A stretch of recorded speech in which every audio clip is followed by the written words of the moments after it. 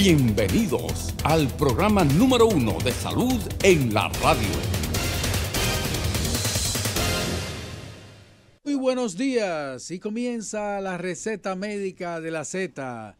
Recuerden que hoy es jueves y los jueves es la edición especial de la receta médica de la Z. Yo quiero comenzar este programa porque yo sé que va a ser un programa sumamente interesante como todos los jueves. Un programa que va a sacar pues de la rutina a todo lo que son los programas de salud en la República Dominicana y muy probablemente en toda la región de Latinoamérica. Yo quiero antes pues hacer un pequeño llamado a nuestras autoridades, especialmente a nuestro ministro de Salud Pública y también al director del Servicio Nacional de Salud. En el fin de semana estuve visitando algunos hospitales en donde es la región del este. Y estuve en La Romana, en El Ceibo, en Higüey, viendo por el llamado de algunos amigos que le duele pues lo que es toda la región y cuál es la situación de la salud pública en esos lugares. La verdad es que me llevé una gran decepción por el hecho de que definitivamente nuestros políticos, nuestra política no tiene pues sus oídos en el corazón del pueblo. Nuestros políticos lo que están es y tienen ya casi 6 años con el mismo tema. Fíjense ustedes bien cómo nuestros políticos no terminan nunca de agotar los mismos temas. Y no hay un enfrentamiento a los problemas vitales de la ciudadanía. Nosotros desde el periodo pasado de este gobierno, estamos hablando de reelección. Fíjense ustedes que tenemos 6 años hablando de reelección. 6 años hablando de reelección. Y tú ves que hay discusiones y reuniones de las cúpulas políticas de un partido y de otro para de si hay una reelección o no hay una reelección. Pero sin embargo, enfrentar los problemas de la salud pública, para eso yo no he visto nunca una reunión. Pero sin embargo, en este año ya llevamos 2.400 niños muertos en nuestro país.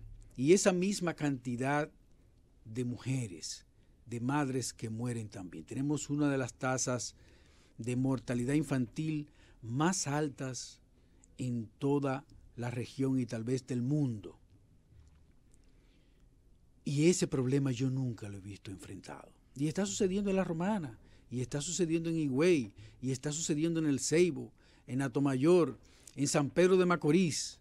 En todo el este se siguen muriendo los niños y se siguen muriendo las madres por falta de atención. Y no me vengan con el cuentecito de que los médicos que no van al hospital, que si yo qué, que las enfermeras. No me vengan con ese cuentecito, que los médicos no pueden trabajar a mano pelada. Los médicos necesitan herramientas para poder trabajar. Si usted se cae en el medio de la calle, le da un mareo y hay 50 médicos alrededor suyo, es muy poco lo que ellos puedan hacer con las manos solamente. Ellos necesitan medicinas, ellos necesitan equipos de reanimación, ellos necesitan un sinnúmero de cosas que son vitales para preservar la vida. No hay forma.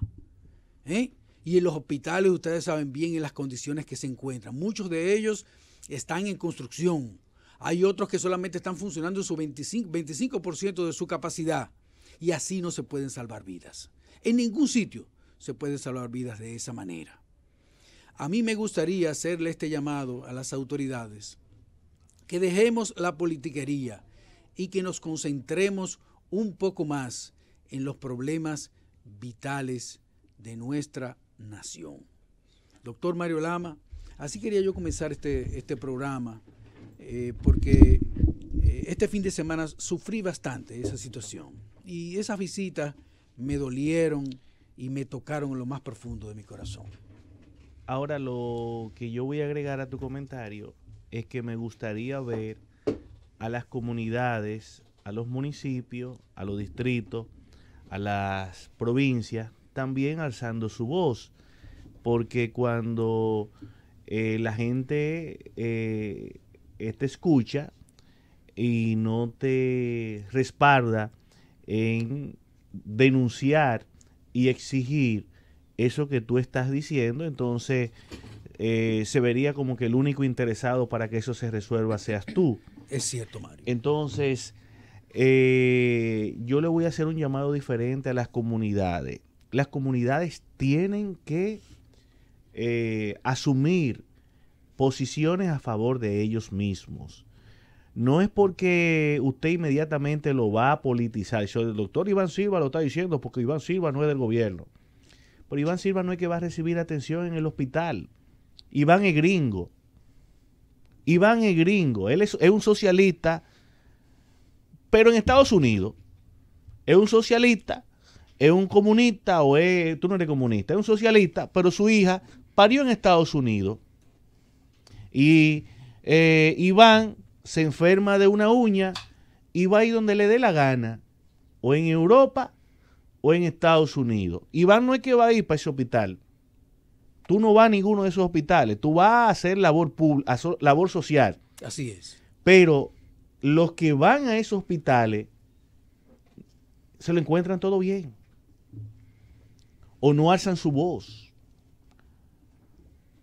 O justifican lo que están sucediendo.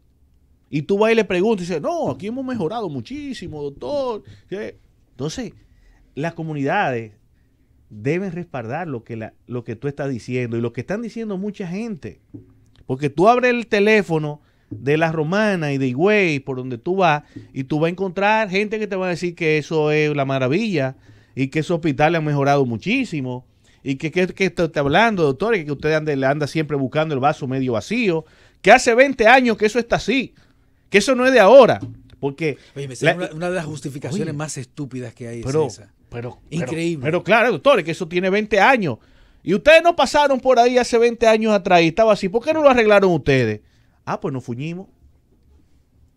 No fuñimos. O sea, entonces, Iván, las comunidades tienen que empoderarse. Recuerda que a mí me sentaron hace par de semanas. Sí, yo te lo dije. ¿Te hablaron? No, sí, me dieron un baño de yo me fui a un retiro espiritual, yo te lo dije en mi casa. Yo sé que en mi casa. Yo me fui a un retiro. Mi esposa me puso masaje. Mira, Mario, mira qué tranquilo tú vives aquí. ¿Qué tú quieres? ¿Tú quieres un jamoncito de qué tipo? ¿Qué tú quieres? Entonces, cógelo con calma. Me dieron un masajito en los pies y tal cosa. Y entonces, y un par de amigos se sentaron conmigo y Mario, no sigas peleándote. Deja eso. Entonces, Iván, ahora yo te voy a transferir un poquito de esa paz. Aconséjame. Te voy a aconsejar. Sí. Hermano, ¿a usted lo están respaldando en esos reclamos que usted tiene? No, no me están respaldando. ¿Usted que va a esos hospitales? Yo voy solo a los hospitales. A dar ayuda. Ayudar a la gente. Si tú te enfermas, ¿dónde tú vas a ir? Bueno, probablemente a ningún hospital de esos. Porque no sirven para nada. Entonces, el pensamiento egoísta, individualista que tienen la mayoría de los dominicanos, también coge un pedazo de eso, Iván. Y pienso en mí nada más. Piensa en ti, comienza a pensar en ti, porque si ellos no están pensando en ellos, piensa tú en ti. Entonces, hay que comenzar a hacer, entonces, doctor, usted sí está raro, doctor. La gente de una vez dice, pero ven acá, yo tengo 20 años peleando por ustedes, y ustedes están peleando por ustedes, ¿y por qué yo tengo que echarme nada más el pleito de ustedes? ¿Por qué yo soy que tengo que estar llevándome el pleito de ustedes? Ay, que usted se lo está llevando el pleito porque tú un día quieres estar ahí también. No, a mí no me interesa estar ahí. Yo no necesito esto para vivir. Oye, mi Iván, perdóname que lo diga. Yo no necesito esta vaina para vivir. Estoy asimilando el consejo. Lo estoy asimilando. Entonces, poco a poco. Aquí la gente, nosotros tenemos que bajar un chin el discurso. Iván, y la gente, los afectados, los que se lo están llevando el diablo, son los que tienen que comenzar a hablar. Porque esta gente que van a ese hospital y se mueren, se le mueren sus hijos, se le muere la mujer porque no hay de nada. Después viene el mismo diputado, el mismo síndico del partido, y le lleva una caja de muertos para que lo entierren. Y entonces le dan el agradecimiento. Y unas flores también. Sí, óyeme, le dan 5 libras de café, 5 libras de azúcar, le pagan la caja de muertos para que entierren al muchacho que no pudieron darle atención en el hospital. Y entonces quedan agradecidos de por vida porque esa persona le dio la caja de muertos, pero no le dio la salud, ni la educación, ni el bienestar que por derecho le toca. Porque Eso es un punto importante, aquí lo que estamos viviendo es el clientelismo. Es un punto importante Entonces, que acaba Iván, de tocar, Mario. Olvídate de esa vaina. Enfócate en tu pie. Que eso es lo que usted es. Usted es podiatra. Se lo estoy diciendo yo que he peleado 20 batallas. Y todavía sigo en esto. He peleado 20 batallas. Pero esto no tiene sentido, Iván. Tú tienes muchos enemigos por eso, Mario. No, yo no tengo enemigo de nadie. Yo no soy enemigo de nadie. Yo soy un hombre que ando con la frente en alto. Nunca le he hecho daño a nadie de manera intencional. A todo el que puedo ayudar, lo ayudo. Si yo tengo enemigo, me lo he buscado de gratis, no porque yo lo he provocado. Yo vengo de una familia y de un padre que lo único que supo hacer en la vida fue ayudar a la gente. Y esa ha sido mi norma y mi práctica, Iván. Pero la gente tiene que empoderarse. Nosotros no somos los que tenemos que ir al frente de la batalla con la ametralladora, con la piedra, con el peñón y todo el mundo entonces cogiendo fresco ahí abajo. O sea, tú vas a pelear por ellos y ellos no van a pelear por ellos. Entonces, tiene que haber un cambio de mentalidad, Iván, para que no te lleve mucha de la experiencia que yo me he llevado. Y te lo estoy diciendo porque yo llevo batallas peleadas. Muchas, Iván. Yo tengo 10 años peleando batalla. Pero a mí me molesta, No, Mario, igual como me molesta a mí. Que se hayan muerto 2.400 niños. Sí, pero... Y la vicepresidenta de la República y la primera dama, a ellas no le importa nada. No, sí le importa. Sí, no le importa, Mario, Iván, porque no han hecho ninguna intervención efectiva. Les importa. Sí, Iván, mira. ¿Por qué no arman una discusión con respecto a ese tema? Déjame y decirte, disminuimos la mortalidad infantil en déjame este decirte país. una cosa. Por lo menos eso, Mario. Las discusiones no van a resolver nada. Sí, eso resuelve. No, mira, Iván. El intercambio de ideas. No. Aquí hay un problema grave en el sector salud, que si no hay una disposición y una voluntad para que entremos en el tema, disposición y voluntad para resolverlo, respaldada de un presupuesto manejado eficientemente, no vamos a llegar a ningún lado, Iván. Con voluntad tú no vas a resolver solamente el problema. Con seriedad tú no vas a resolver solamente el problema. Tiene que tener una serie de condiciones indispensables para hacerlo. Tú puedes ser el hombre más bueno del mundo y yo te llevo a ti, te doy el puesto que tú quieras, y si el sistema no te permite ejecutar lo que tú quieres, tú vas a ser un frustrado más que no te permitieron desarrollar un proyecto. Entonces, para que el carro funcione, usted puede ser el mejor motor, pero si usted no tiene un sistema hidráulico bueno, no tiene un sistema de freno bueno, no tiene una gasolina buena, unas llantas buenas, usted no va a llegar a la meta, usted no va a resolver, no va a ganar la carrera, porque no es el motor nada más, no es el cerebro nada más. Usted puede ser el cerebro más eficiente del mundo, y si usted no puede ejecutar su idea, usted no va para ningún lado. Aquí hay un problema de naturaleza de los dominicanos, y sobre todo que ha crecido una generación, la última generación que ha crecido, los últimos 20 años, esta generación ha crecido con una distorsión en el concepto de lo que es la sociedad y lo que son los principios, que aquí va a costar muchos años otra vez volver a retomar esto que se ha torcido, Iván. Eso es como dicen los viejos, árbol que crece torcido, es difícil de enderezarlo. Hay que comenzar con un cambio generacional, que va a ser difícil aquí, porque estos muchachos lo que están oyendo es reggaetón. Óyeme, lo que yo escucho en la radio es lo que es la sociedad hoy. No es diferente. Si la sociedad no fuera esa, no se escuchara esa música. No se vende lo que no se compra. Lo que no se compra no se vende. Se está consumiendo lo que a la gente le gusta. Iván, están en las direcciones nacionales y en los partidos y en la presidencia lo que la gente quiere. El problema es la gente en este país, no son los políticos, es la gente. Y que me perdonen todo lo que no están de acuerdo.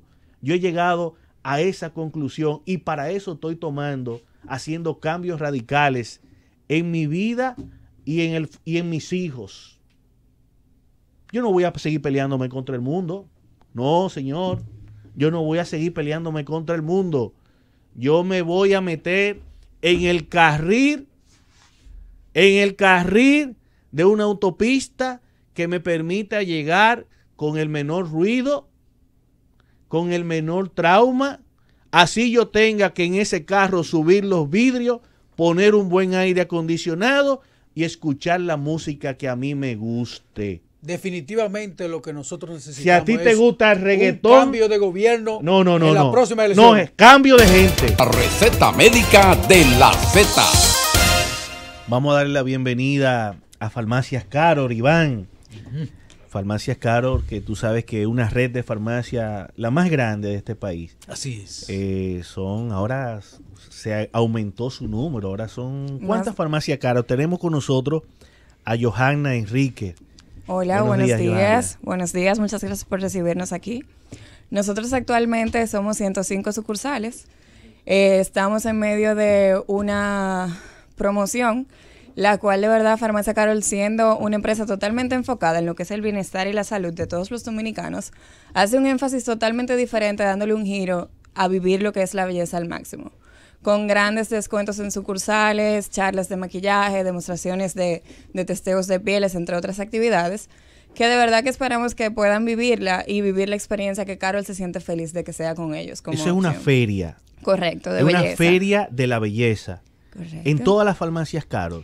Los descuentos están programados en todas las farmacias, pero sí las activaciones hemos concentrado en 5 sucursales, las cuales son Churchill, Brasil, Rómulo Betancourt, 27 de febrero y Mirador Arroyo Hondo, que es una antigua Farmax. ¿Qué tiene que hacer la persona cuando llega a la farmacia? ¿Alguna de ellas? ¿Qué tiene que hacer? Por ejemplo, en la feria, ¿cómo lo hacen? En las redes sociales nos hemos encargado, también en lo que es el periódico y otros medios de comunicación, de hacer llegar todas las actividades que tendremos, los temas de las charlas. Por ejemplo, el día de hoy tendremos en Rómulo 341 una charla de un conversatorio con líderes de opinión de cuidado de la piel a las 6 de la tarde.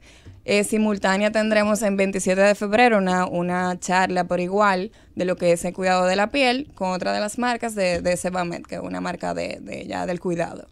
Entonces, por las redes tratamos de hacer llegar el mensaje de los temas que vamos a tratar y otros detalles. Carol Churchill, Rómulo Betancourt, 27. Correcto. Y Mirador Arroyo Hondo, que es una antigua farmacia. Mirador Arroyo Hondo, falta una. Y Brasil, que es Rómulo 341, que queda en Bellavista. Correcto. Perfecto. ¿Eso es solamente para mujeres o estos hombres que se cuidan así, que quieren andar bonito como el doctor Silva? No, claro. Existe una edad en el hombre que ya sí empieza a cuidarse.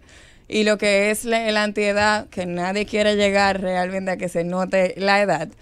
Nosotros tenemos productos de marcas importantes. Para hombres que de también. Verdad, claro que ¿Hay sí. maquillaje para hombres? Sí. Bueno, hay hombres que también utilizan maquillaje. No, lo sabemos.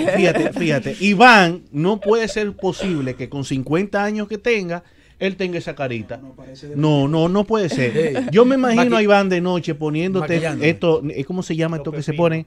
Mascarilla. ¿Tú te pones mascarilla, Iván? Sí, claro. ¿Tú te pones mascarilla? Claro, al final del día que me mascarilla para el Excelente. No. Pero eso está muy bien. No, Eso y tú está te pones excelente. mascarilla, Iván. Claro, de la noche. Y te dan masajito. Te dan masajito alrededor de el contorno de ojos. Masajito en los ojos. Y yo también te veo que tú te cuidas el pelo y como que te pone un poquito de gelatina. Gelatinita, toda mi También. bonito, tú sí, te en la pones noche, eso. sí, con delicadeza. Y me imagino que después que te rasuras te pones así, te hace así en la carita, y te pone como uno, ¿cómo se llama esto? Lo que se pone después que se rasura, humectante. Después de... Los masajes faciales No, son muy así, importantes te hace también. así. Pregúntale a la Excelente, joven. excelente. El masaje Debe, facial, ¿verdad debe que sí? de verdad visitar nuestras sucursales y Ajá. aprovechar los Entonces, grandes Iván, tú descuentos puedes que ir a tenemos. Hay Farmacia descuento Caro. también Claro, para los en hombres. todo. Para hombres y para todo. mujeres. Pues ya. Sí. Ya. Ya está resuelto. Entonces, además, dentro de lo que es la feria, tendremos una promoción ya global, la cual consiste que por la compra de 1,000 pesos de las marcas participantes, puedes optar de ser uno de los 3 ganadores de un año de maquillaje gratis de la marca Maybelline, o ser uno de los 2 ganadores de certificados de regalo por un monto de 10,000 pesos. Y esa feria comenzó el día 1 Correcto. y termina el día El 15 15 de noviembre. Bueno, vamos a desearle mucho éxito a Farmacias Carol, Muchísimas gracias. que ustedes están aquí gracias al departamento de publicidad de la Z101. Sabemos que ustedes son parte de nuestros patrocinadores, la receta médica de la Z y de la Z101, aunque este programa y ninguno de sus componentes tienen ninguna vinculación de ningún tipo con ninguna empresa ni con la publicidad que maneja el programa. Somos independientes, pero nos alegra que ustedes estén aquí y que sean parte de los que permitan que nuestros oyentes reciban todos los días la orientación en salud. Así que muchos éxitos Muchísimas a gracias Farmacias por Carol recibirnos. en esta feria de la salud, de la belleza, que comenzó el 1 de noviembre y termina el 15 de noviembre. Muchísimos descuentos, muchísimas marcas, también conferencias, capacitaciones, educación hacia todas esas personas que están interesadas en seguir siendo bonitos, bellas. ¿Tú te consideras buen mozo o bonito, Iván? Vamos. No, espérate. La verdad, ¿tú te consideras un hombre No, buen mozo? No me pongas así tú así. No, espérate, Iván. ¿Por qué es ¿Tú eres eso, buen Iván? mozo No, o eres bonito? Yo lo que soy es podiatra. No, Iván. Podiatra. Lo que Antes yo de soy. irnos a la pausa, ¿tú eres buen mozo o eres bonito? Cundo. Y ahora continuamos con la receta médica de la Z. Señores, continuamos con la receta médica de la Z. Y ahora vamos a empezar pues con nuestro plato fuerte, Mario. El plato fuerte de hoy jueves, la edición especial de la receta médica. Y para eso pues yo quiero presentar a los invitados que van a estar con nosotros hoy. Y es el doctor Omar Arbaje y la doctora Rosario Almanzar. También una persona pues que ya es parte de nuestro equipo prácticamente, pues que a mí me gustaría pues que fueras tú que presentara a nuestros invitados, que nos hablara un poquito sobre ellos. Sí, bueno, como siempre agradeciéndole a ustedes, ¿verdad?, que me permiten poder desarrollar temas científicos y sociales aquí, ya que los jueves y los lunes son un toque de queda, tanto aquí como internacionalmente, y tengo buena receptividad del programa, y hay temas incluso que grupos académicos piden. Entonces yo le hago esa referencia siempre a los muchachos: Lama, mira, te están pidiendo esto, ¿qué tú crees, Héctor? Y qué bueno que me dan la oportunidad de poder compartir con ustedes, siempre es un honor.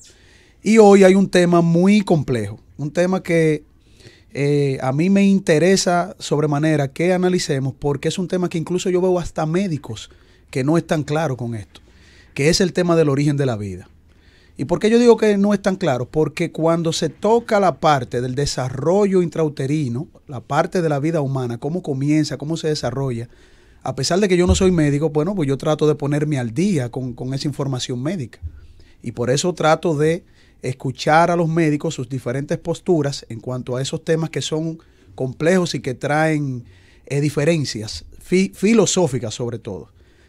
Y nosotros sabemos en la parte científica que hay una hipótesis que se llama la biogénesis, que ustedes la conocen muy bien, que es el origen de la vida a nivel global, es decir, a nivel universal. Cómo surge la primera molécula de vida en el planeta Tierra hace 3.000 millones de años. Esta hipótesis no se sabe cómo surgió en esa era primigenia. Por lo tanto, si usted escucha a un médico decir, no sabemos cómo surgió la vida, usted tiene que inmediatamente colegir de que posiblemente se trata de esta hipótesis. Y ahí estaríamos bien. Ahora, cuando usted escucha a médicos decir que no sabemos cómo surge la vida, o si la vida intrauterina no se sabe en qué momento comienza a ser vida humana, entonces ya la cosa se complica. Y por lo tanto, es bueno que ustedes como médicos, principalmente los invitados que hemos traído hoy, pues nos ayuden a comprender un poco más de este tema. Yo sé que aquí hay dos invitados, hay uno pues el doctor Omar Arbaje, que tiene un máster en filosofía. Y en bioética también.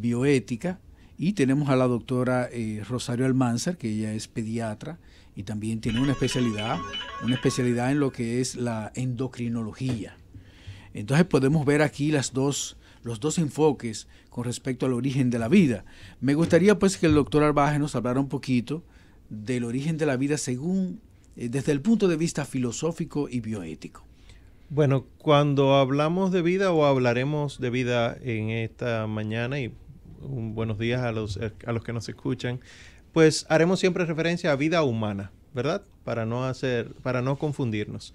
Pues filosóficamente hablando, vida humana vida no es lo mismo que persona humana. Individuo y persona pudiéramos decir que sí, que tiende a lo mismo, pero vida y persona no es lo mismo, porque la persona ya tiene ciertas características, goza de ciertos derechos, ciertas facultades y demás. Pues vida viene a ser todo aquel organismo, concepto fundamental, organismo que tiende a ser, en este caso, persona humana.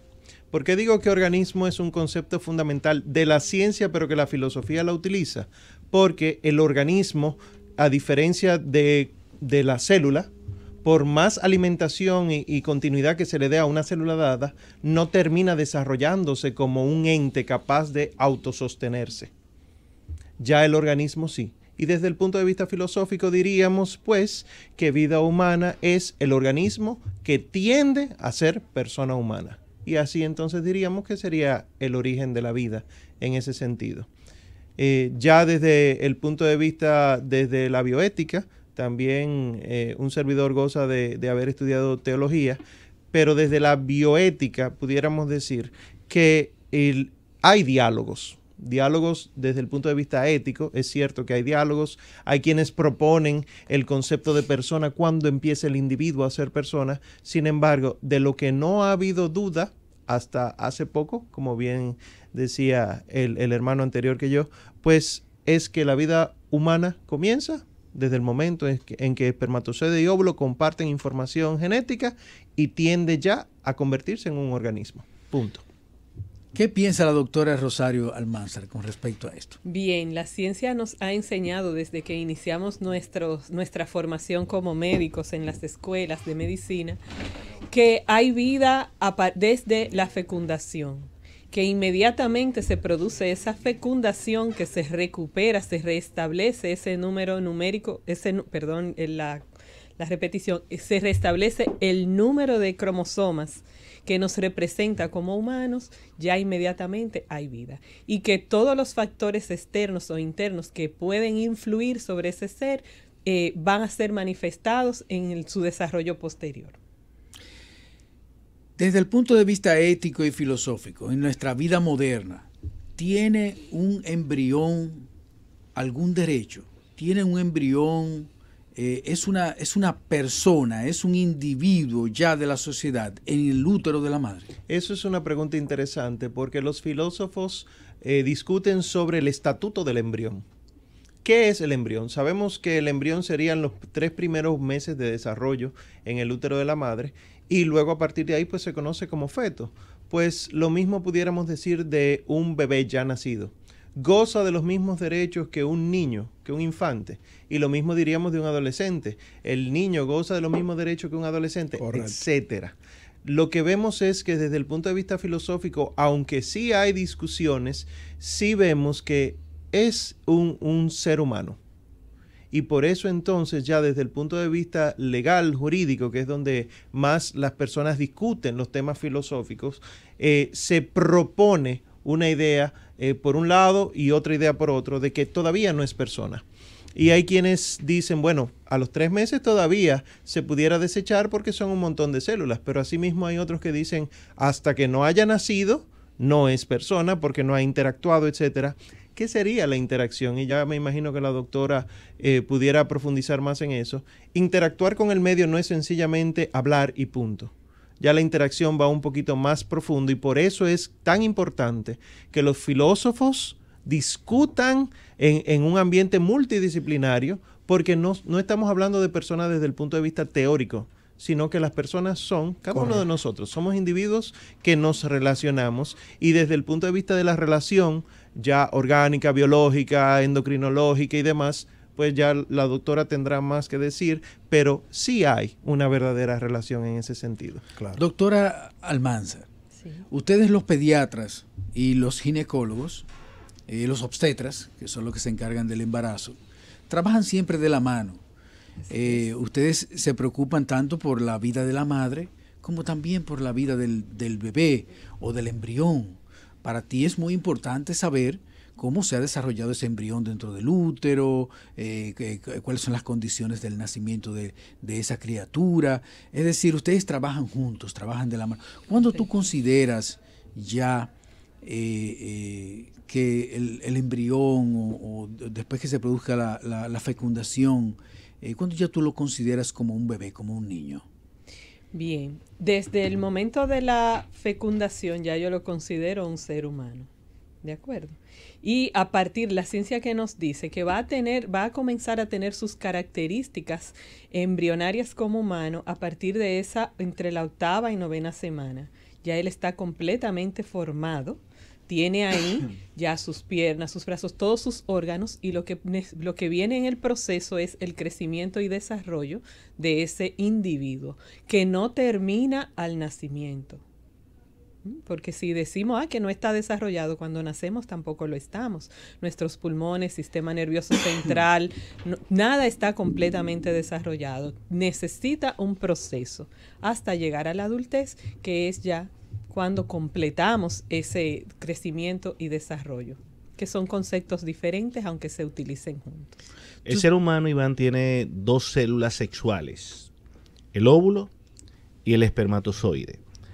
Los seres humanos tienen 2 procesos de división celular, la mitosis y la meiosis. La mitosis multiplica célula, la meiosis reduce célula. Las células sexuales se multiplican por meiosis, reducen célula, para que una mujer aporte la mitad de la información genética de lo que es un ser humano. Correcto. Y el hombre reduce células, información a través de la meiosis, que en el hombre se llama espermatogénesis, en la mujer se llama ovogénesis, y cada vez que el hombre produce células, produce un espermatozoide con la mitad del número de la información de un ser humano.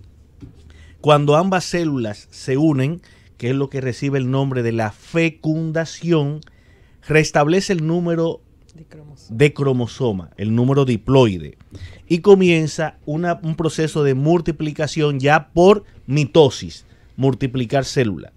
Y en la primera división da 2 células que reciben el nombre de blastómeras, luego 4 células, luego 8, luego 16. Cuando tiene 16 células, recibe el nombre de mórula, luego se multiplica y se va compactando esa bolsita de células y forma una masa interna que recibe el nombre de masa celular interna, que será el embrioblasto, de donde se va a formar el embrión. La parte de células de afuera forma lo que es la masa celular externa y formará el trofoblasto, que se transformará en placenta. Exacto. Sigue el proceso de división y a partir de la 3ª semana del desarrollo comienzan a surgir las 3 capas germinativas primordiales en los seres humanos, que recibe el nombre de ectodermo, mesodermo y endodermo. Y cada una de esas capas va a desarrollar las partes del cuerpo humano. Por tanto, el periodo embrionario comienza en la 3ª semana y finaliza en la 8ª semana, Exacto. donde ya ha formado todas sus estructuras y tejidos. Y a partir de ahí comienza el proceso de crecimiento y maduración, que recibe el nombre de periodo fetal. Desde que una célula sexual se une con la otra célula sexual, comienza el proceso biológico de la vida. Ahora, Exacto. la discusión filosófica comienza a partir de cuándo considerar esto un ser humano. Y ahí es que entran todas las discusiones, porque el principio de la vida está establecido desde que ambas células se unen, Claro. tienen vida, Exactamente, que doctor. depende del antro materno para poder desarrollarse. Y los bebés tienen la capacidad de sobrevivir fuera del útero ya a partir de las 20, 22 semanas en las mejores tecnologías del mundo. Correcto. Entonces, el latido comienza a ocurrir ya entre la quinta y la sexta semana del desarrollo. Antes de eso, esa estructura se nutre de un proceso de paso de sangre a través de un tejido que se llama cito y sincitio trofoblasto, que comienza por un proceso de difusión a alimentar esa célula. Pero cada célula de esa es viviente. Correcto. Entonces, Claro. Correcto. el concepto de cuando el Estado considera un ser vivo como un ser humano es otra cosa. Pero fíjate algo, Mario, y esa descripción que tú diste, tan amplia, es lo que establece en el área de la investigación científica la diferencia entre lo que es abiogénesis y lo que es biogénesis. Porque cuando tú estás dando todo ese sistema que comienza, vamos a decir, desde un punto cero, para llegar a estructurarse como ser humano, nosotros tenemos que tener pendiente que lo que nosotros vamos desarrollando, cuando vamos viendo todo ese proceso, lo vamos construyendo a través del lenguaje. O sea, nosotros podemos llamar ser humano, o persona, individuo, O embrión, feto, o preembrión, o blastocisto. Exacto. O Toda la descripción. brastómera cuando es una célula, por esa célula tiene vida. Exactamente. Claro. O sea, que en términos filosóficos, tú puedes determinar que lo que se está generando desde el primer momento en que el concepto materialista indica que la vida a nivel universal tuvo un momento, en una era primigenia, ya le está llamando vida a eso. Ahora, ¿qué categorización le vamos a dar a esa vida?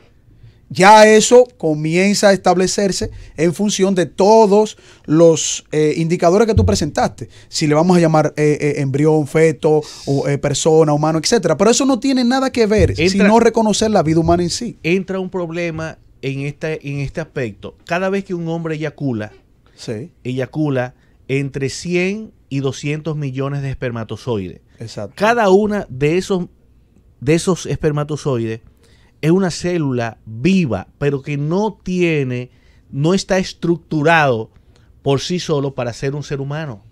Correcto. No. Porque podemos decir, doctor, pero cada vez que un hombre eyacula está matando millones de seres humanos. No, porque no es todavía un ser humano. El óvulo tampoco. El óvulo tampoco. El óvulo tampoco. El óvulo hasta que no esté ese sistema unificado, hasta que no se une como tal. Esas dos células no comienza el principio de la vida. Correcto. Usted tiene una célula viva, pero no un principio de una vida.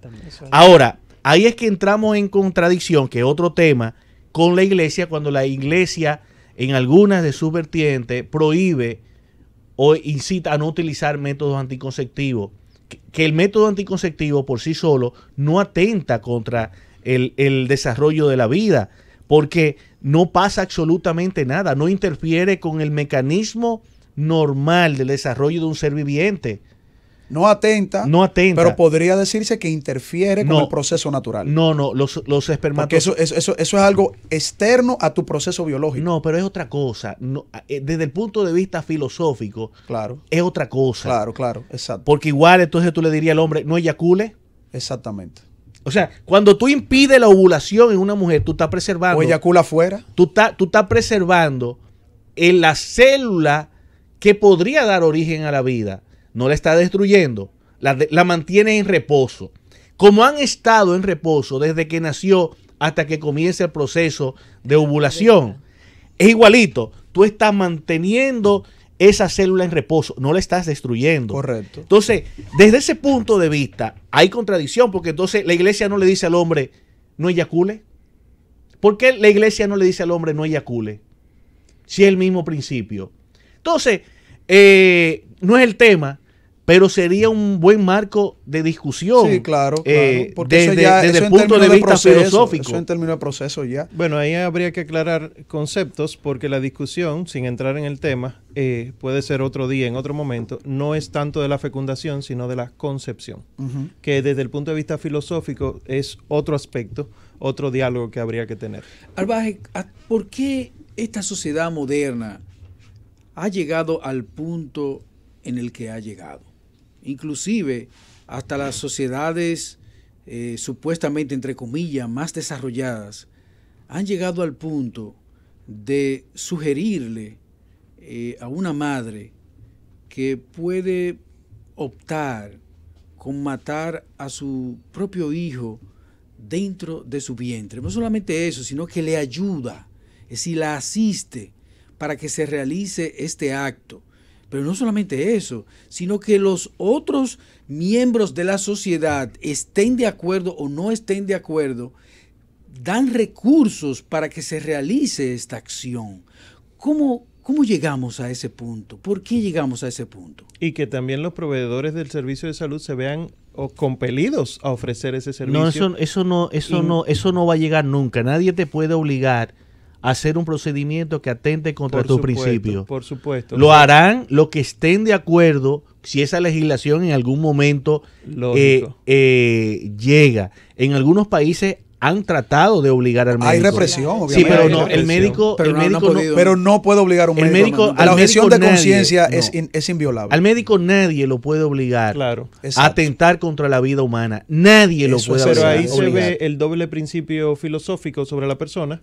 Al médico no, pero al individuo en el vientre sí. O sea, ahí vemos que hay una contradicción en el concepto. Entonces, respondiendo a la pregunta del doctor, bueno, es interesante que hayamos llegado a esto porque lo que hemos tratado es de sacar el concepto de persona del concepto de sagrado. Hasta hace poco la vida es sagrada. Y no hablo desde el punto de vista religioso. Yo sé que sagrado y profano tienen una connotación religiosa, pero aquello de inviolable, indisponible. Exacto. La indisponibilidad de la vida. Yo no puedo disponer de la vida de otro. En este concepto filosófico, ya eso se ha violado. Y al ser violado eso, ya el individuo ya no es visto como sujeto, sino como objeto. Se puede comprar un individuo. Si yo compro un individuo en algún país pobre, bueno, es trata. Pero yo puedo pagar para que alguien conciba en el vientre de otra persona. Y eso, aunque todavía no se cataloga como trata, es pagar por un individuo. Correcto. Es objetivo, es un objeto. Y esto es un diálogo filosófico profundo y sobre todo desde el punto de vista bioético. Porque hasta qué punto se pagan los procedimientos y no la persona, y hasta qué punto esas personas que se han conseguido por procedimientos pagados son propiedad o no del que pagó los procedimientos. ¿Se puede hablar de propiedad de una persona? Desde ese punto de vista, no, lógico no, pero nos hemos metido en unos ambientes donde sin dilucidar adecuadamente ya tenemos los procesos, ya tenemos los procedimientos y entonces filosóficamente hablando, la persona no es persona, sino que es disponible, yo puedo disponer de ella. Y claro, como decían ustedes al principio del programa, pues estamos en un ambiente real, social, universal, donde los valores, o me atrevo a decir antivalores, que se incluyen son ajenos a la persona misma. Y por eso esto no hay quien lo resuelva, yo mejor me voy de aquí, etcétera, cualquier cosa que ustedes estaban opinando, pero realmente es porque la persona no es considerada persona, incluyendo desde el origen en el útero. Tenemos que irnos a una pausa y vamos a continuar con esta interesante conversación, porque no es un debate, es una interesante conversación sobre un aspecto, porque esto es un aspecto que ustedes están presentando, hay otros que creen otras cosas, claro. El aspecto de la biogénesis, podemos decir, el Exacto, origen de la parte materialista, se puede decir. La parte materialista de la vida. De la hipótesis. Vámonos a una pausa y regresamos. Y ahora continuamos con la receta médica de la Z. Señores, continuamos con la receta médica de la Z. Hoy es jueves y los jueves pues es la edición especial de la receta médica.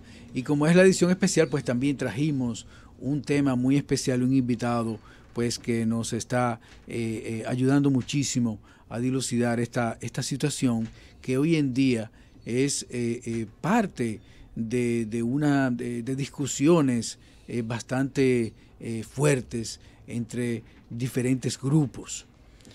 Doctor, el asunto de el aborto, le pusieron ya hasta un apellido al aborto, le pusieron aborto terapéutico, que es como si fuera una terapia. Es decir, una mujer completamente saludable, con un embrión completamente saludable, un embarazo que avanza sin ningún tipo de complicación. Óyeme bien, ningún tipo de complicación. Aquí no atenta a la vida de la madre, no atenta a la vida de nadie, ni absolutamente nada. Y esta señora pelea con su novio o con su marido y toma la decisión de terminar con la vida de su propio hijo. Ese es su hijo. Óigame, usted puede decir lo que usted quiera. Usted se puede inventar el término que a usted le dé la gana, pero ese es su hijo. Y estas sociedades muy desarrolladas y muy inteligentes han tomado la decisión y han puesto por ley que esta señora puede terminar cuando a ella le dé la gana con la vida de su hijo en el vientre, y a esto se le llama un aborto terapéutico. Nos hemos inventado ese concepto ahora. No sé si los doctores recordarán que en el proceso de estudio de la carrera de medicina no se menciona esto de aborto terapéutico. De hecho, los protocolos médicos lo que procuran es que el embarazo avance lo más posible si hay riesgo de vida, de pérdida de la vida de la madre o de la criatura, para que entonces pueda ser, no abortado, desembarazada a ella y seguir la criatura fuera del vientre siendo atendida y la madre siendo atendida. Pero como bien dice, el tema es que ya aborto terapéutico viene a ser una decisión, es opcional. Y estos países, diríamos, citándolo, inteligentes, avanzados, lo que han logrado es que este concepto que utilizó de es su hijo, lo sacamos, lo despersonalizamos. No es mi hijo, es un montón de células, es una criatura, y de hecho una de las cosas que dicen estos países avanzados es que es mi cuerpo, yo decido.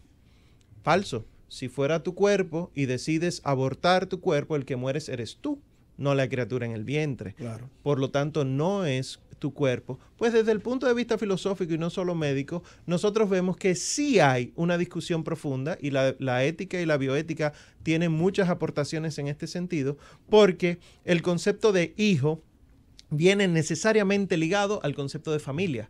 Para que haya hijo tiene que haber, aunque sea un progenitor, padre o madre, por lo menos uno que lo atienda, pero sabemos que la unión de los dos gametos, óvulos de espermatozoides, implica dos personas distintas de sexos distintos. Correcto. Que no puede ser uno solo. ¿Por qué el padre no tiene derecho a absolutamente nada?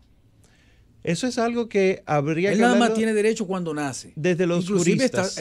Es hasta obligado, cuando nace la criatura, a hacerse responsable de ella, pero mientras esté en el vientre, en determinadas circunstancias, él tiene responsabilidad, pero cuando la mujer toma la decisión de matar a su propio hijo, ya el hombre no tiene ahí no tiene ni voz ni voto. Es decir, el hombre no se puede oponer a esa decisión de ella. Es decir, el padre no puede decir, no, espérate, ese es mi hijo también, tú no lo puedes matar. No se entiende cómo se pierden esos derechos. ¿Cómo se perdió eso? ¿Cómo se perdió eso? Hay un principio en la ética que dice, no todo lo legal es moral. Porque de que haya derechos, que haya decretos, que haya leyes, no quiere decir que es lo correcto. El padre no solamente es el que aporta la mitad del ADN. El padre, desde el punto de vista de la convivencia, es el que invita al hijo a salir del amor seguro de la madre.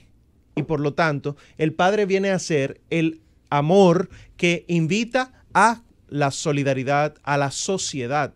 Si el hijo se queda solamente, como decimos los dominicanos, en la falda de la madre, vemos que salen trastornados en ciertas conductas, ciertos aspectos. Pues eso incluso en el vientre. ¿Cómo se ha perdido todo esto?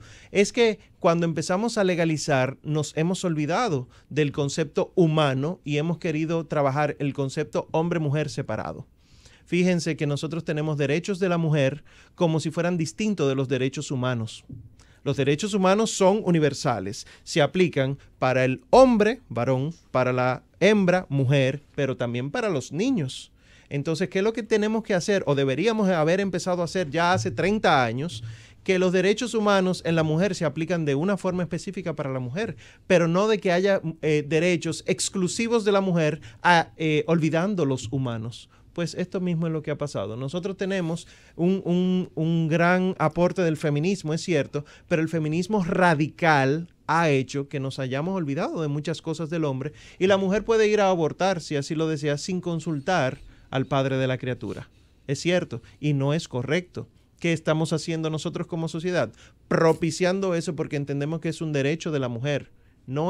Primero, no es derecho, porque yo estoy diciendo que yo puedo matar a otra persona atento a un derecho mío, cuando eso nunca lo ha sido, ¿verdad? Pues ya de lo que hemos hablado de persona, de individuo y demás. Y segundo, que la mujer puede hacerlo ella por su cuenta, incluso ahora si son jovencitas embarazadas, sin consultar a los padres. Correcto. Porque el Estado es el que se encarga de cuidar a sus ciudadanos. Sí, pero ¿qué es cuidar? Si nos vamos a las definiciones de salud de la OMS, OPS y demás, no es proporcionar lo que a ti te venga en gana, sino lo que necesita el Estado. ¿Se imaginan que el Estado propicie el aborto a todo aquel que lo pida? Dejará de existir el Estado en un momento, porque el Estado se compone de nosotros. Y si nosotros invertimos la pirámide poblacional, ¿qué vamos a tener que hacer? Tenemos que vivir lo que vivió China, lo que vivió Holanda, lo que está viviendo España. ¿Tenemos que vivirlo para tomar medidas? Esto es preocupante, que tengamos nosotros que recibir el golpe para poder aprender, cuando vemos muchos ejemplos desde el punto de vista de la bioética que nos hablan de la realidad de las consecuencias. El aborto, si se despenaliza o se legaliza, disminuye. En los países donde se ha despenalizado ha aumentado exponencialmente. De 400 ¿En qué ha en un año. beneficiado esa legalización del aborto a esas sociedades que hoy aplican esa ley? ¿En qué lo ha beneficiado? Supuestamente. ¿Cuál ha sido el beneficio? Supuestamente se goza de libertad. Supuestamente. ¿Es el beneficio de la libertad? Eso es lo que se propugna. Bueno, exactamente lo que se vende. Es como dar una visión para que de sean más derechos. libres. Es como dar una visión de derechos, incluso derechos que son fantasmas, si podemos decir así, porque lo que prima realmente es el derecho a la vida. O sea, no hay derechos si ese derecho a la vida no existiera. Porque es el principal derecho para que todos los demás derechos puedan ser atribuidos a tu persona. ¿Cuál ha sido el daño que le ha producido la legalización del aborto a esas sociedades? Esto es lo que vemos, que los daños son mayores, pero que no se publicita. O sea, nosotros no vemos en la prensa... Háblame de los daños. No vemos en la prensa cuáles son los daños. Pues la mujer ha sido instrumentalizada. Aunque no se quiera aceptar. Sí, la mujer es muy manipulable. Manipulable. La mujer es súper manipulable. Y manipulada. Ya se ha manipulado totalmente. La mujer se deja manipular con facilidad. Igual se ha convertido el aborto no en un tema de derechos, sino en un tema de salud pública. Porque si es verdad que aumenta la posibilidad de que haya más abortos desde el punto de vista más normales en protocolo médico, y si hay más abortos, hay más muerte también. Lógico. Y hay más morbilidad también. Eso es estadística. Eso es sencillo. Si yo aumento el universo de personas haciendo eso, claro, aumento la cantidad de fallos. Correcto. Es cuestión Entonces hay de más lógica. mujeres que se están muriendo por practicarse un aborto ahora que antes. Y no tiene que ser clandestino. Aumenta claro más, no. aumenta más el número de muertes. Y lógico también... el número es una cosa sencilla. Y a nivel matemática social, pura. Claro, matemática y a nivel social, todas las consecuencias que trae consigo así. Por ejemplo, los traumas que tiene la mujer. Que una mujer... ¿Tú sabes que no se habla de eso? No se habla de eso. No se en habla. ningún sitio se habla de eso. De cuando una mujer se practica un aborto, ¿qué sucede con ella? ¿Cómo le cambia su vida? Pues no se habla de ese asunto. Yo conocí una señora que todos los años lloraba, tenía 45 años llorando para la misma fecha, y cuando por fin se pudo averiguar, ella lloraba para esa fecha porque ella tuvo un aborto y de alguna manera el cuerpo de ella le dice para esa fecha que está triste, sin ella recordar la fecha. ¿Por qué? Porque queda marcado. ¿Qué es lo que queremos decir? No es un tema de emoción y punto. Piensen desde el punto de vista científico que las emociones y los sentimientos son intercambios de neurotransmisores en lugares específicos del cerebro donde hay conexiones específicas de neuronas. Y esto quiere decir que estas neuronas son activadas en lugares específicos, en situaciones específicas. Pues la mujer sí cae en depresión, en una depresión terrible. Por supuesto. El aborto aumenta la incidencia de suicidio. Claro, hay estudios realizados ya, verificados. Hay estudios realizados, pero no se habla. El aborto también aumenta el riesgo de sangrado. No se habla tampoco cuántas mujeres se desangran. Aumenta también la infertilidad. Claro. Es decir, cuando usted se practica un aborto, aumenta el riesgo de que usted quede, usted no pueda ser fértil jamás en su vida. Así es. Eso tampoco, eso no se publica. No, ¿Por qué no. se publica? Pero tú sabes de dónde viene esa cosmovisión, Iván. Ajá. Y es bueno que tú mencionas esos hechos.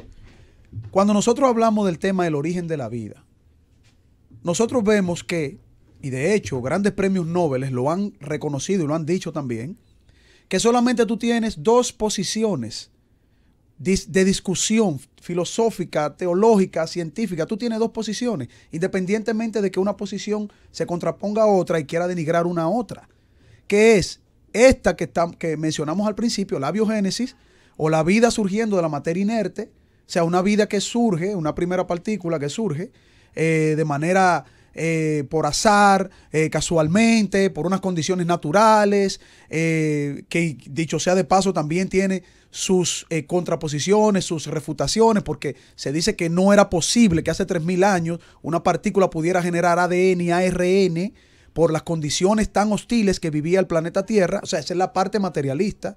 Y tú tienes la otra posición, que es la posición que te dicen, tú eres un teólogo, tú eres un cristiano, tú crees que la vida vino sistemáticamente por un creador, y entonces están esas dos posiciones. ¿Qué te presenta una posición a la otra? Una te dice que tú eres puramente un producto del azar, de la naturaleza, que tú no tienes ningún valor. Esa es la realidad. O sea, la posición materialista no te da ningún valor. Y cuando tú abrazas esa posición, pues tú puedes matar a un niño en el vientre. A la primera semana, a la segunda semana, a la tercera. A la cuarta, a la quinta, sí, porque es un montón de células. Es un montón de células. Lo matan como quiera. Claro, es un montón de células. Es un compuesto material que no puede ser que no tenga ninguna razón de ser y no puede estar por encima de los derechos de las personas que ya gozan de derechos legales establecidos en X país. Porque cualquier ley se puede cambiar, aun sea incorrecta. Pero lo que sí tú puedes ver y analizar de manera filosófica, es si lo que tú presentas como vida y vida humana tiene valor y qué tipo de valor tú le vas a dar a esa vida. Hay algo que a mí me llama mucho la atención que yo he leído, Iván, y es que en Estados Unidos se defiende, por ejemplo, el huevo del águila calva. ¿Por qué? Porque eso está en extinción. En México se defienden los huevos de tortugas, porque eso está en extinción. Y entonces nosotros no estamos en extinción. Nosotros buscamos nuestra propia extinción matando seres humanos. Después de la pausa, yo quiero que ustedes me contesten esta pregunta. ¿Qué está sucediendo hoy en día en esos países súper desarrollados en donde se ha legalizado el aborto? Y ahora continuamos con la receta médica de la Z. Así es, continuamos con la receta médica de la Z. Y vamos a, antes de continuar pues con este interesantísimo tema y con la pregunta que dejamos en el aire, tenemos por aquí a dos personas que son amigas de nuestras, la doctora Ana María Carpio y también la doctora Laura Reyes, que vinieron a hacer un anuncio de una actividad sumamente interesante. Veo aquí que el eslogan es "Sácale la lengua al cáncer". ¿Qué quiere decir todo esto? Sí, buenos días, muchas gracias por recibirnos acá desde UNIBE. Pues Sácale la lengua viene a ser una jornada que se hace en Latinoamérica y nosotros pues como país y como escuela nos unimos a esa jornada que forma parte de lo que es el proyecto de prevención de lesiones potencialmente malignas y cáncer en cavidad oral. Es decir, en la boca, cáncer en la boca y en la lengua. Ajá, lo que es toda la lengua, paladar, los carrillos, que es la parte de la mejilla, el labio, toda esa parte. ¿Cuándo es esta actividad? ¿Dónde es esta actividad? Esta actividad es el sábado 10 de noviembre en la Escuela de Odontología de UNIBE y es una actividad completamente gratuita. Estamos invitando a toda la población que pueda acudir. Es una evaluación gratuita a pacientes mayores de 18 años de edad. Estaremos de 8 a 2 de la tarde y los esperamos por allá. Es una evaluación entonces gratuita. Cualquier persona puede ir caminando, ir allá el sábado 10 de noviembre desde las 8 de la mañana y ustedes le hacen un examen gratuito de toda la cavidad oral, lógicamente, pues en busca de lesiones que podrían o que pueden ser malignas, ¿verdad? Sí, o potencialmente malignas. Por ejemplo, pacientes que se sientan un ardor en la cavidad oral, exactamente en la boca. Una ulcerita en la boca. Una úlcera, un cambio de color blanco, rojo, un nódulo, un tumor. Cualquier persona que desee evaluarse, pues nosotros, un grupo de especialistas que estamos calibrados, pues vamos a estar evaluando a toda la población que acuda. Entonces, solamente necesita ir a UNIBE, no tiene que llamar a ningún teléfono, no tiene que hacer ningún tipo de cita. No, puede acudir a la clínica de odontología de UNIBE, a la clínica de pregrado, pero cualquier información adicional que quieran preguntar hoy pueden llamar al 809-689-4111 a las extensiones 1501, 2076 y 2079, que con gusto podemos dar toda la información. Repite el teléfono. 809-689-4111, extensión 1501, 2076 y 2079. Sácale la lengua al cáncer, sábado 10 de noviembre, de 8 a 2 p.m. en la clínica de odontología de UNIBE. ¿Quiere agregar algo más, doctora Reyes o la doctora Carpio? Bueno, sí, que es importante que cualquier persona que tenga también cualquier factor predisponente, ¿quiénes son estos? Personas que toman alcohol en exceso, fuman, beben café muy caliente, comidas picantes en exceso, y obviamente que se presenten cualquiera de esas lesiones que dijimos, una llaguita, una úlcera, nódulo, cualquier cambio de color, pues con gusto nosotros los vamos a estar evaluando. Es decir, cualquier fumador o las personas que les gusta darse su traguito a cada rato, que es bueno que vayan y se hagan su evaluación, aunque no se sientan nada. Exactamente. Es bueno pues, de manera preventiva, porque es lo que hacerlo, básicamente... Esa es la mejor medicina. Exactamente. Esa es la más barata y la más efectiva, la medicina preventiva. Eso es lo que queremos hacer, y que sea parte riguroso del examen oral. Esto es importante porque son todos factores de riesgo. Entonces es importante pues hacer una prevención a tiempo. Excelente. Pues nada, darle las gracias a la doctora Ana María Carpio y a la doctora Laura Reyes por esta información. Ya saben, el sábado 10 de noviembre de 8 a 2 p.m. en la clínica de odontología de UNIBE. Muchas gracias, doctora. Muchas gracias a ustedes. Doctor, vamos a continuar entonces con la pregunta. ¿Qué está sucediendo en estos países donde se ha legalizado el aborto, donde una mujer por un quítame una paja, en base a las famosas 3 causales, que eso es una mentira, eso es una farsa. Sí. El asunto de las 3 causales es una gran mentira. Es presión política. Es una presión completamente política, y para coger a los incautos, cogerlos de estúpidos, cogerlos de idiotas, y poder pasar una ley tan bárbara y tan brutal como esta.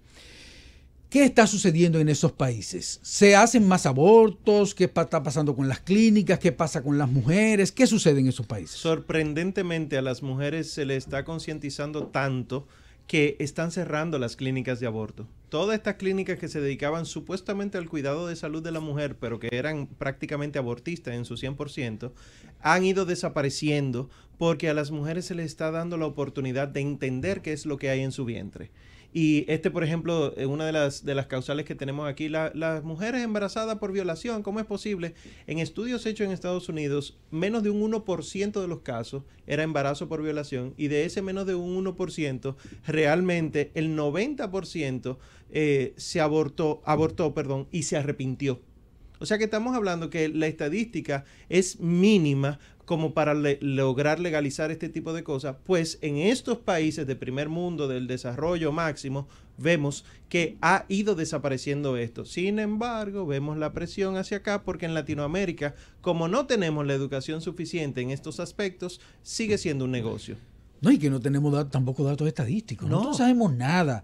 Señores, esto es una sociedad que no sabe absolutamente. Tú le preguntas a cualquier especialista aquí, ¿cuál es la incidencia de lo que tú quieras? Y no te la sabes decir. No te la puede decir. Hay datos estadísticos que son fantásticos. Óigame, mi hermano. Pero yo mismo me he involucrado a hacer ese tipo de investigación y he quedado completamente sorprendido. Eso es triste, señor. Una sociedad que no sepa dónde tiene que intervenir para solucionar un problema. Porque tú sin esa información, ¿cómo tú intervienes? ¿Cómo tú resuelves un problema si tú no tienes la información estadística? ¿Qué está sucediendo en realidad? ¿Cómo tú puedes proponer leyes si tú no tienes todo el manejo estadístico, todo el análisis experticio, todo el análisis científico para tú por lo menos considerar una ley. Que dicho sea de paso, es una ley que no tiene razón de ser.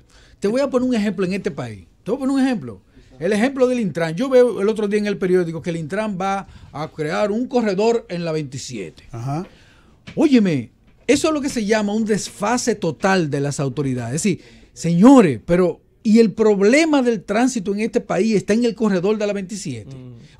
Pero vete a La Romana, vete a La Vega, vete a cualquier pueblo para que ustedes vean el desastre que es el tránsito en este país. Pero no solamente eso, arranca y métete en un hospital para que tú veas la cantidad de muchachos accidentados, con las piernas rotas, mutilados, lesionados permanentemente y muertos que hay en nuestro país. Claro. ¿Y ustedes se creen que el problema del tránsito en este país está en el corredor de la 27? Es decir, eso es para que tú veas cómo las autoridades, como no tienen información de ningún tipo, hacen intervenciones completamente erróneas y no se resuelven los problemas. Eso es como le decimos nosotros, dar palo a ciegas. Eso, dando palo a ciegas, sí. Nosotros aquí en este país de porquería, este es un país de porquería. ¿Tú te crees que nosotros sabemos aquí cuántos abortos se producen y cuántos embarazos por violación se producen? No. Y solo lo que quedan registrados de manera normal en los centros de salud pública que manejan cierta información por el ingreso a pacientes con sangrado, etcétera.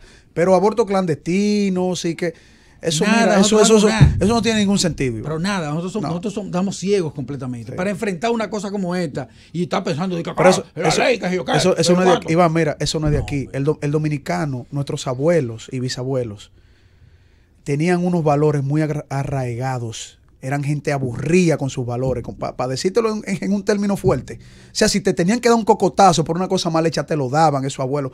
Pero ahora, como tú y Mario estaban diciendo al principio del programa, ahora mismo estamos organizando, estamos generando una generación Z, X, W, yo no sé qué nombre le vamos a poner, sin ninguna consideración a ningún tipo de valor de lo que daban nuestros abuelos.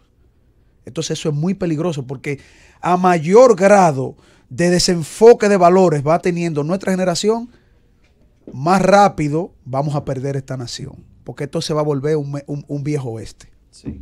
Un sálvese quien pueda, pero realmente es que hay un vacío de valores y de principios. Y ahí es donde se está haciendo la mella, ahí es donde se está combatiendo. Porque por más diálogo que tengamos, si no se ponen valores en las personas no tendrán las herramientas para resolver. Y es la ley de la selva. Y es, yo voy a atenderme a mí primero antes que el otro. Y el tema del aborto es un atenderme a mí. No, y por eso el origen de la vida no se le da la categorización que merece, el valor que merece. Si vamos a hablar del origen de la vida, vamos a hablar qué dice, qué postulan la ciencia sobre el origen de la vida. No se sabe. Y qué postulan los que defienden el valor de la vida humana y por qué lo postulan. Tú te sorprendes cuando tú ves gente quejándose porque di que van a leer la Biblia en las escuelas. Eso es como para uno salir a la calle y no saber por dónde coger. Porque no es porque la Biblia o no la Biblia, sino qué contiene ese libro para darte supuestos valores a ti. Para darte valores en el cual tú vas a valorar la vida, tú vas a respetar a tu padre, tú vas a respetar a tus mayores. Porque de eso que le van a hablar un muchacho. Entonces cuando tú ves eso en una sociedad, tú te asustas. Sí. Bueno. Realmente ahora la verdad se ha convertido en la opinión que tenga más seguidores. Eso dicen los filósofos. Y nosotros tenemos que buscar la vuelta de no hacerle tanto caso a la persona que diga una opinión, sino a comprobar si la opinión va acorde a la verdad. Lo bueno es bueno aunque nadie lo esté haciendo. Lo malo es malo aunque todo el mundo lo esté haciendo. Si nosotros nos metemos en temas de ética y de moral, vamos a lograr salir para adelante, pero hay que ponerse en eso. Y es un tema de educación, educación doméstica, educación en la casa, ¿verdad? Educación en los colegios, liceos, universidades, lo que sea, pero educación cívica, educación moral. No es sencillamente lo intelectual, que ni siquiera eso estamos haciendo, sino sobre todo de persona. Diríamos los bioeticistas, humanizar al ser humano. Humanizar al hombre, que nos hemos deshumanizado. Esa es la queja en el sistema de salud, esa es la queja en el sistema de servicio público, esa es la queja en el sistema judicial. Nos hemos deshumanizado. ¿Qué tenemos que hacer? Humanizarnos, porque si no somos humanos humanizados, lo que somos es homínidos, monos, estamos imitando cosas, vivimos en conjunto porque solos no podemos sacar provecho, y esto lo que va a terminar es perdiéndonos a todos, perdiendo la sociedad, todo el mundo desencantándose, y no hay nada que pueda resolverlo si nosotros no nos ponemos en eso. Hemos llegado al final de nuestro programa. Muchísimas gracias. Un programa espectacular, señores, y será hasta mañana en la Receta Médica de la Z. La Receta Médica de la Z.